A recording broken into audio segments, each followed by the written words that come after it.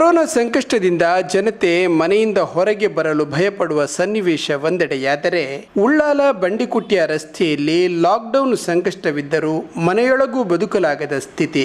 ಉಳ್ಳಾಲ ನಗರಸಭಾ ವ್ಯಾಪ್ತಿಯಲ್ಲಿ ಬರುವ ಉಳ್ಳಾಲ ಮಿಲ್ಲತ್ ನಗರ ಬಂಡಿಕುಟ್ಟಿಯ ರಸ್ತೆಯಂಚಿನ ಯುಜಿಡಿ ಕಾರ್ಯ ಶಾಸಕರ ಅನುದಾನದಿಂದ ನಡೆಯುತ್ತಿದ್ದು, ರಸ್ತೆ ಅಗೆದು ಹಾಕಿ ಚರಂಡಿ ಮುಚ್ಚಿ ಕಾಮಗಾರಿ ಆರಂಭವಾಗುವ ಹೊತ್ತಿಗೆ ಲಾಕ್ಡೌನ್ ವಕ್ಕರಿಸಿ 3 ಜನ ಗುತ್ತಿಗೆದಾರರು ಕೈ ಬದಲಾಯಿಸಿ ಅವೈಜ್ಞಾನಿಕ ಕಾಮಗಾರಿಯಿಂದಾಗಿ ಉಳ್ಳಾಲ ಸೈಯದ್ ಮದನಿ ದರ್ಗಾ ಶರೀಫ್ ಮುಂಭಾಗದ ಈ ರಸ್ತೆಯಂಚು ವಸ್ತುಶಃ ನರಕ ಸದೃಶವಾಗಿದೆ.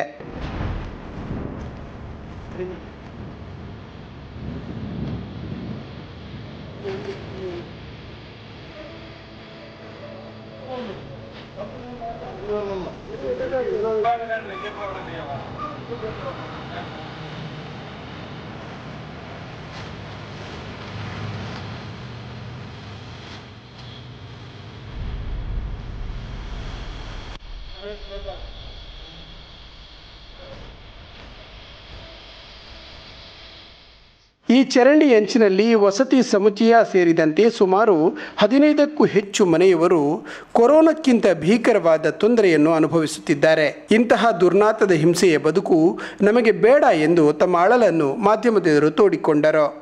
ಇದು ಉಳ್ಳಾಲ ನಗರಸಭೆಯ 11ನೇ ವಾರ್ಡ್ ಬಂಡಿಕೋಟೆಯ ಮತ್ತು ಮಿಲ್ಲತ್ ನಗರ. ಇದು 11ನೇ ವಾರ್ಡ್.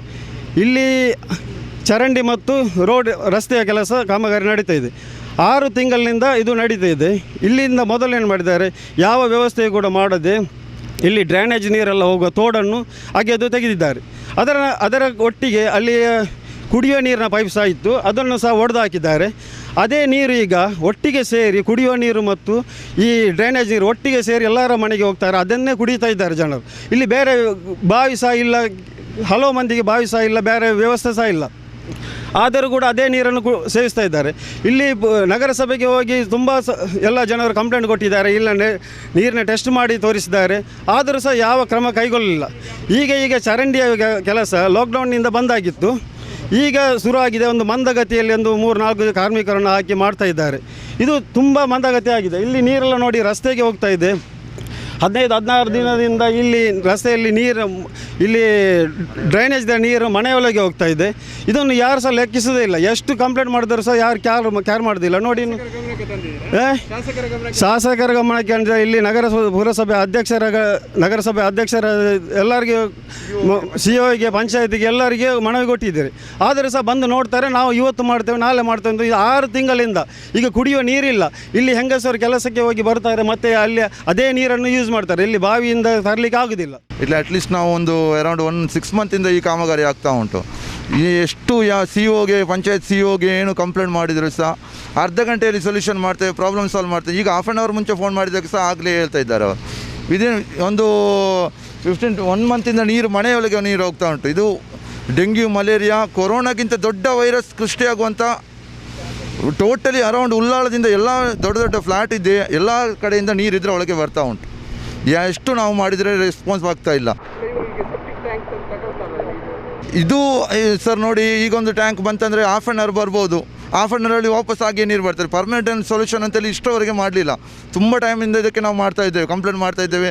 ಡೈಲಿ ಈಗ ನಾವು ನಿನ್ನೆ ಅವರಿಗೆ CO ಗೆ ಕಂಪ್ಲೇಂಟ್ ಮಾಡಿ, ನಾಳೆ ಬೆಳಿಗ್ಗೆ ನಾವು ಇಲ್ಲಿ ಪ್ರತಿಭಟನೆ ಮಾಡ್ತೇವೆ, ಜನ ಸೇರಿಸ್ತೇವೆ, ಎಲ್ಲ ರೋಡೇ ಬಂದ್ ಮಾಡ್ತೇನೆ ಅಂತ ಹೇಳಿದ್ದಕ್ಕೆ ಈಗ ಈ ವ್ಯವಸ್ಥೆ ಆಗ್ತಾ ಉಂಟು. ಇಲ್ಲದ್ರೆ ಇಷ್ಟವರೆಗೆ CO ಗೆ ಅರ್ಧ ಗಂಟೆ ಮುಂಚೆ ಫೋನ್ ಮಾಡಿದಾಗ ಸಹ ಅವರು ಹಾಗೆ ಹೇಳಿದರು. ಇಷ್ಟವರೆಗೆ ಏನು ರೆಸ್ಪಾನ್ಸ್ ಇಲ್ಲ ನಮಗೆ. ಈ ಚರಂಡಿಯಲ್ಲಿ ನಿಂತಿರುವ ಕೊಳಚೆ ನೀರಿನ ಹತ್ತಿರ ಹೋಗುವಾಗಲೇ ಹೊಟ್ಟೆಗೆ ಎನಿಮಾ ನೀಡಿದಂತಹ ಅನುಭವವಾಗಿ ಎಷ್ಟೋ ಮಂದಿ ವಾಂತಿ ಮಾಡಿದ್ದಾರೆ.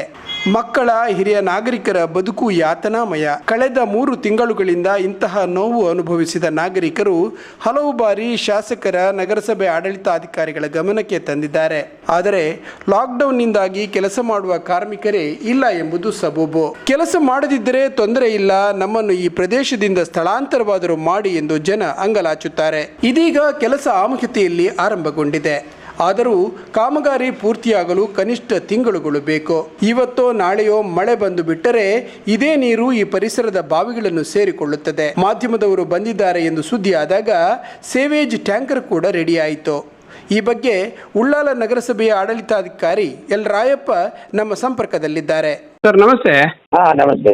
ಸರ್ ಇವತ್ತೊಂದು ಆ ಉಳ್ಳಾಲ ಮಸೀದಿ ಹತ್ರ ಏನ್ ಸರ್ ಆ ಸಮಸ್ಯೆ ತುಂಬಾ ಗಂಭೀರ ಆಗಿದೆ. ಸಮಸ್ಯೆ ಅಂದ್ರೆ ಅದ್ರಲ್ಲಿ ಏನಾಗಿದೆ ಅಂದ್ರೆ ಆಕ್ಚುಲಿ ಅದು ನಾನು ಕೈ ಹಾಕ್ಲಿಕ್ಕೆ ಆಗುದಿಲ್ಲ, ಯಾಕಂದ್ರೆ ಅವರು MLA ಅವರು ಕೊಂಡಲ್ಲಿ ಅದಕ್ಕೆ ಸರಿಯಾಗಿ ಆ ನೀರನ್ನ ಹೋಗೋ ನೀರನ್ನ ಡೈವರ್ಟ್ ಮಾಡಿ ಸರಿಯಾಗಿ ಡೈವರ್ಟ್ ಮಾಡಿ ಕೊಡದೆ ಕಾಮಗಾರಿಯನ್ನು ಮಾಡ್ತಿದ್ದಾರೆ. ಮತ್ತೆ ಲೇಬರ್ಗಳಿಲ್ಲ ಅಂತ ಹೇಳಿ ಅವ್ರಿಗೆ ಪ್ರಾಬ್ಲಮ್ ಆಗಿದೆ. ಲಾಕ್ಡೌನ್ ಆದ್ಮೇಲೆ ಎಲ್ಲ ಲೇಬರ್ಗಳು ಹೋಗಿದ್ದಾರೆ ಅಂತೇಳಿ ಅದು ಸಮಸ್ಯೆ ಆಗಿದೆ. ನಮಗೆ ಸಮಸ್ಯೆ ಆಗಿದೆ ಅಂದ್ರೆ ನಾವು ಅದನ್ನ ನಾವು ಏನು ಕೈ ಹಾಕ್ಲಿಕ್ಕೆ ಆಗುದಿಲ್ಲ, ಬಿಡ್ಲಿಕ್ಕೆ ಆಗ್ತಾ ಇಲ್ಲ. ಕಂಟ್ರಾಕ್ಟ್ಗೆ ಸಹ ನಾನು ಈಗ ಬೆಳಗ್ಗೆ ಸಹ ನಾನು ಮಾತಾಡಿದ್ದೇನೆ, ತೊಂದರೆ ಆಗಬಾರ್ದು. ಆ ನೀರನ್ನ ಲಿಫ್ಟ್ ಮಾಡಿ ವರ್ಕ್ ಮಾಡಿ ಬೇಗ ಅಂತ ಹೇಳಿದ್ದೇನೆ. ನೀರು ಲಿಫ್ಟ್ ಮಾಡಿ ಅರ್ಧ ಗಂಟೆ ಒಳಗಾಗಿ ಪುನಃ ಅಷ್ಟೇ ನೀರು ಅಷ್ಟೇ ಬರ್ತದೆ. ಆದ್ರೆ ಅವ್ರು ಏನ್ ಮಾಡ್ಬೇಕಂದ್ರೆ ಒಂದು ಐಡಿಯಾ ಮಾಡ್ಬೇಕು. ಕಾಮಗಾರಿ ಮಾಡುವಾಗ ಆ ನೀರನ್ನ ಈಚೆ ರೋಡಿಗೆ ಕೊಡೋದಲ್ಲ, ಲೆಫ್ಟಿಗೆ ನಾವು ಆಚೆ ಲೆಫ್ಟಿಗೆ ಉಂಟಲ್ಲ, ಆಚಿಂದ ಬರುವಾಗ ಬಸ್ಸಿಂದ ಲೆಫ್ಟಿಗೆ ಒಂದು ತೋಡ್ ಮಾಡಿ ಸೈಡಿಗೆ ಕೊಟ್ಟು ಆಗಿರೋ ತೋಡಿಗೆ ಕಾಂಕ್ರೀಟ್ ತೋಡಿಗೆ ಅಲ್ಲಿ ಟಚ್ ಮಾಡಿದ್ರೆ ಈ ಸಮಸ್ಯೆ ಬಗೆಹರಿತದೆ. ಅದನ್ನ ಐಡಿಯಾ ಇಲ್ಲ ಅವರಿಗೆ. ಆಗ ಈ ಕಾಮಗಾರಿಯನ್ನ ಕಂಟಿನ್ಯೂ ಮಾಡ್ಕೊಂಬಂದ್ರೆ ಯಾರಿಗೂ ತೊಂದರೆ ಆಗುದಿಲ್ಲ. ಇವ್ರು ಏನ್ ಮಾಡಿದ್ದಾರೆ, ಅಲ್ಲಿ ಮಣ್ಣು ಹಾಕಿ ಬಂದ್ ಮಾಡಿದ್ದಾರೆ. ಅದೇನಾಯ್ತು, ಆ ರಸ್ತೆಯಲ್ಲಿ ಎಲ್ಲ ಅರ್ಧೋಗ್ತಾ ಇದೆ. ಅದು ಬಿಟ್ಟ ನೀರು ಬರ್ತದೆ, ಅಷ್ಟು ಫೋರ್ಸ್ ಅಲ್ಲಿ ಬರ್ತಾ ಇದೆ ನೀರು. ಅದಕ್ಕೆ ಎಲ್ಲಾ ಕಡೆಯಿಂದ ಇಡೀ ಮಾಸಿಗಟ್ಟೆ ಅಲ್ಲಿಂದೆಲ್ಲ ಬರ್ತದೆ ನೀರು. ಅದು ಅದಕ್ಕೆ ಮೊದ್ಲೆಲ್ಲ ಸಣ್ಣ ತೋಡಿತ್ತು, ಕರೆಕ್ಟ್ ಇತ್ತು, ಸರಿಯಾಗಿ ಹೋಗ್ತಿತ್ತು. ಅದು ಏನಾಗಿದೆ ಅಂದ್ರೆ ಇವರು ಮಂತ್ ಮಾಡುವಾಗ ಹಣ್ಣು ಸಂಜೆ ಬಿಟ್ಟಾಗ ಎಲ್ಲ ತೋಡನ್ನ ಹಾಕಿಬಿಟ್ಟಿದ್ದಾರೆ. ಅದು ಪ್ರಾಬ್ಲಮ್ ಆಗಿ ಅದು ಈ ತರ ಆಗಿದೆ. ಈಗ ನಾನು ಬೆಳಗ್ಗೆ ಅವ್ರಿಗೆ ಜೋರು ಮಾಡಿದಕ್ಕೆ ಈಗೆಲ್ಲ ಲಿಫ್ಟ್ ಮಾಡ್ತಾ ಇದ್ದಾರೆ. ಈಗ ಅವ್ರಿಗೆ ಏನಾದ್ರು ಗುತ್ತಿಗೆದಾರರಿಗೆ ಬಿಸಿ ಮುಟ್ಟಿಸಿದ್ರಲ್ಲ ಸರ್? ಬಾಯಿಲೆ ಮುಟ್ಟಿಸಿದೆ, ಯಾಕಂದ್ರೆ ಅದು ನನ್ನ ಅಂಡರ್ ಅಲ್ಲಿ ಬರಲ್ಲ. ಅದು ಎಲ್ಲಿ ಮಾಡುದು ಆದ್ರೆ ಅವ್ರು ಎಚ್ಚರಿಕೆ ಕೊಟ್ಟಿದ್ರಿ ಇಲಾಖೆಗೆ, ಇಮಿಡಿಯೇಟ್ಲಿ ನೀವು ಫ್ರೀ ಮಾಡ್ತಿದ್ರೆ ಅದಕ್ಕೆ ನಾವು ಉತ್ತರ ಕೊಡ್ಲೇಬೇಕಾಗ್ತದೆ. ಜನರು ಕೇಳುವಾಗ ಮಾತ್ರ ಉತ್ತರ ಇಲ್ಲಿ ಹೇಳಲಿಕ್ಕೆ ಆಗುದಿಲ್ಲ. ನೀವು ಸರಿ ಮಾಡ್ಬೇಕಂದ್ರೆ ನಾನು ಇಂಜಿನಿಯರ್ ಹತ್ರ ಮಾತಾಡಿದ್ದೆ ಹೇಳಿ, ಮತ್ತೆ ಕಂಟ್ರಾಕ್ಟ್ ಗುತ್ತಿಗೆದಾರ ಸಹ ನಾನು ಇದನ್ನ ಸರಿಯಾಗಿ ಮಾಡೋದಾದ್ರೆ ಮಾಡಿ, ಇಲ್ಲ ಬಿಡಿ ಚರಂಡಿಯಲ್ಲಿ ನೀರು ಹೋಗ್ತದೆ, ಏನ್ ತೊಂದರೆ ಇಲ್ಲ, ನೀವು ಮಾಡೋದು ಬೇಡ ಅಂತ ಹೇಳಿದೆ. ಅದಕ್ಕೆ ಅವ್ರು ಇಲ್ಲ ಸರ್ ನಾವು ಅದು ಕ್ಲೀನ್ ಆಗಿ ಮಾಡ್ತೀವಿ ಅಂತ ಹೇಳಿದ್ದಾರೆ. ಈಗ ಮಿಷನ್ ತಂದು ಕ್ಲೀನ್ ಆಗಿ ಮಾಡಿ ಮೇಂಟೈನ್ ಮಾಡ್ತೀವಿ ಸರ್, ತೊಂದರೆ ಆಗಿದೆ ಇದ್ದಾಗ ಅಂತ ಹೇಳಿದ್ದಾರೆ. ಈಗ ಓಕೆ ಸರ್, ಥ್ಯಾಂಕ್ ಯು. ಏನೇ ಆಗಲಿ ಸ್ಥಳೀಯ ಶಾಸಕರು ಈ ಸಮಸ್ಯೆಯ ಕುರಿತು ವಿಶೇಷ ಗಮನ ಹರಿಸಿ ವಾರದೊಳಗೆ ಕಾಮಗಾರಿ ಮುಗಿಸಿದರೆ ಈ ಪರಿಸರದ ಜನತೆಯ ಕಣ್ಣೀರಿಗೆ ಕೊನೆಯಾಗಬಹುದು.